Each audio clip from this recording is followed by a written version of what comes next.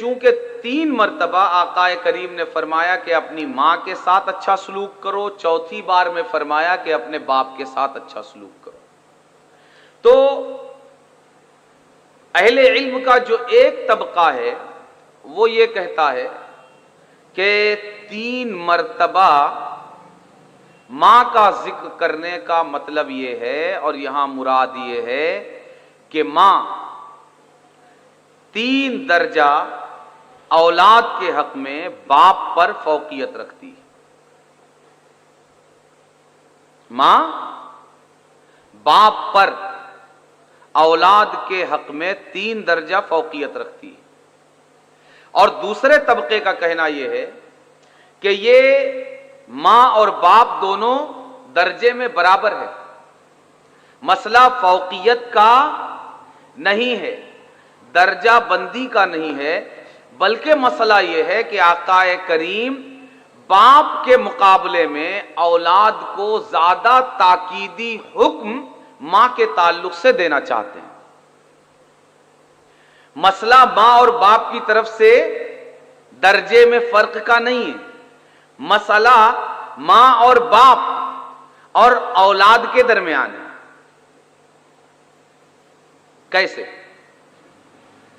آپ کہیں گے کہ جب تاکید ماں کے تعلق سے فرما رہے ہیں تو باپ کے تعلق سے تاکید کیوں نہیں فرما رہے ہیں؟ جب درجہ دونوں کا ایک ہے تو تاکید دونوں کے لیے برابری میں ہونی چاہیے، ہے نا؟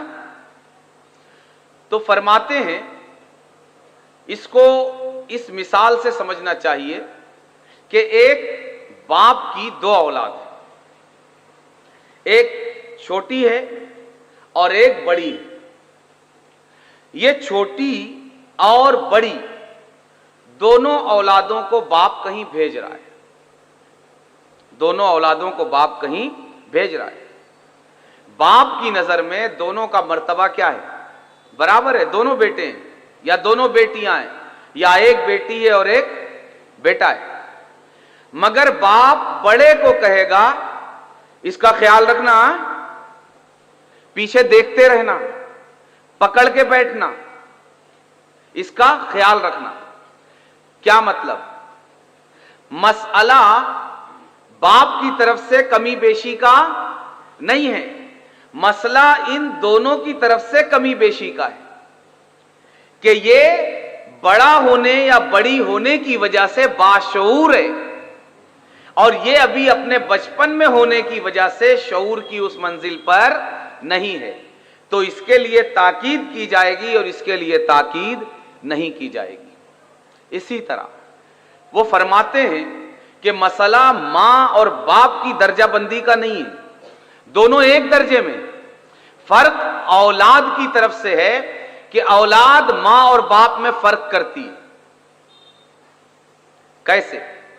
سبحان اللہ، یہ ہے نبوی کلام، یہ ہے آقا کریم صلی اللہ علیہ وآلہ وسلم کی زبان مبارک سے نکلنے والا کلام۔ اب کلام کا تسلسل یہ ہے کہ ماں باپ دونوں درجے میں یہ ایک ہیں، ماں باپ دونوں درجے میں کہتے ہیں کہ ایک ہے، فرق اولاد کی طرف سے ہے کہ باپ کے تعلق سے تاکید نہیں کی، ایک ہی بار فرمایا کہ باپ کے ساتھ اچھا سلوک کرو، اور ماں کے تعلق سے 3 مرتبہ فرمایا کہ اچھا سلوک کرو۔ تو اولاد کی طرف سے فرق کیسے ہے؟ تو اہل علم یہ اس مقام پر ارشاد فرماتے ہیں کہ اولاد یہ ماں اور باپ کے ساتھ برتاؤ میں فرق کرتی ہے۔ کیوں؟ اس لیے کہ ماں کا معاملہ اولاد کے ساتھ عام طور سے چھپا ہوا ہوتا ہے۔ باپ کے ساتھ برتاؤ کرنے میں گھر کے باہر بھی باپ کے ساتھ برتاؤ کرنا ہوتا ہے، باپ کے ساتھ دکان پر بیٹھنا ہے تو وہاں بھی برتاؤ کرنا ہے، باپ کے ساتھ شاپنگ کے لیے جانا ہے وہاں بھی باپ کے ساتھ برتاؤ کرنا ہے، باپ کے ساتھ کہیں سفر پر جانا ہے وہاں بھی باپ کے ساتھ برتاؤ کرنا ہے، باپ کے ساتھ نماز کے لیے جانا ہے وہاں بھی برتاؤ کرنا ہے۔ تو باپ کے ساتھ جو برتاؤ اولاد کرتی ہے یہ برتاؤ دنیا کے سامنے کیا جاتا ہے، تو औलाद यहां मक्कारी करके बाप के साथ दुनिया के दबाव में अच्छा बर्ताव करती है कि दुनिया अगर गलत बर्ताव करते हुए बाप के साथ देखेगी तो बुरा कहेगी, नालायक औलाद कहेगी, ना फरमान औलाद कहेगी। मगर मां के साथ औलाद का जो ताल्लुक है वो छुपा हुआ है, घर की चार दीवारी के अंदर है। बाहर आलिम है, बाहर पीर है, बाहर मौलाना है, बाहर इमाम है, बाहर हाफिज है, बाहर कारी है, बाहर दोस्तों के साथ बड़ा अच्छा अखलाक है, मगर जब घर के अंदर आया और दरवाजा बंद हुआ तो मां के साथ क्या बर्ताव है ये किसी को पता नहीं है। तो फरमाया कि ये औलाद मां के हाल और मां के साथ ताल्लुक के घर की चार दीवारी में छुपे होने की वजह से मां के साथ वो बर्ताव नहीं करती जो बाप के साथ बर्ताव करती। तो इसलिए फरमाया कि ये मत सोचना कि बाप के साथ बर्ताव दुनिया के सामने करना है तो तुम अच्छा कर लो, और मां के साथ बर्ताव घर की चार दीवारी में करना है तो तुम अच्छा बर्ताव मत करो। इसलिए फरमाया कि मैं 3 बार ताकीद करता हूं कि मां के साथ अच्छा बर्ताव होना चाहिए, फिर मां के साथ अच्छा बर्ताव होना चाहिए, फिर मां के साथ अच्छा बर्ताव होना चाहिए, फिर बाप के साथ। बात आई समझ में? दूसरा ये कि फरमाते हैं कि मां और बाप तो दर्जे में एक है, मगर ताकीद का ये फर्क, हुक्म की सख्ती और नरमी का ये फर्क औलाद के एतबार से है, एक दूसरे एंगल से। वो क्या?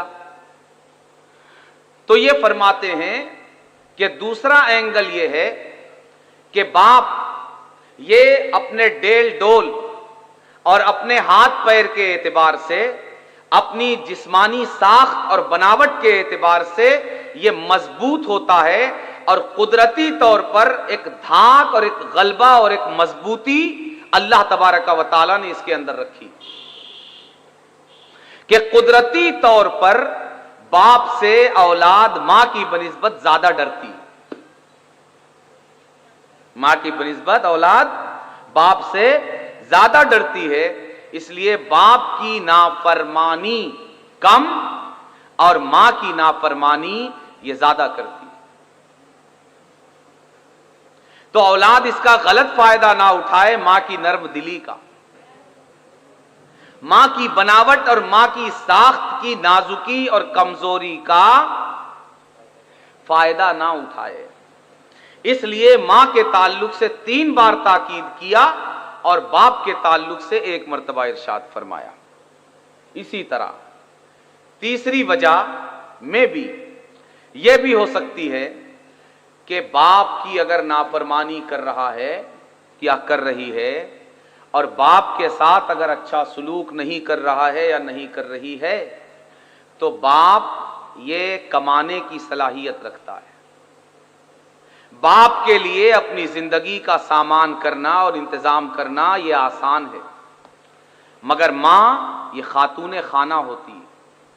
मिसाल के तौर पर मां बाप दोनों बूढ़े हो गए, या सिर्फ किसी का अगर बाप बचा है, बूढ़ा हो गया, कोई और नहीं, ऐसी हालत में अगर औलाद नाफरमान हो गई तो ये बाप किसी ना किसी हद में, किसी ना किसी शक्ल में अपने खाने पीने और रहने का इंतजाम कर सकता है, बनिस्बत मां के कि अगर मां तन्हा बची है, मां अगर अकेली बची है, तो मां अगर औलाद इसकी नाफरमानी करे तो मां तन्हा अपने रहने सहने और खाने पीने का इंतजाम नहीं कर सकती। क्यों?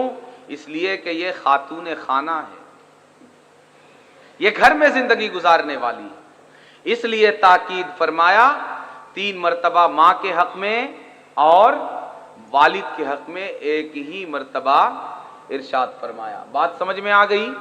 ये एक राय हुई कि फर्क मां बाप के मर्तबे का नहीं, बल्कि फर्क औलाद के बिहेवियर का है।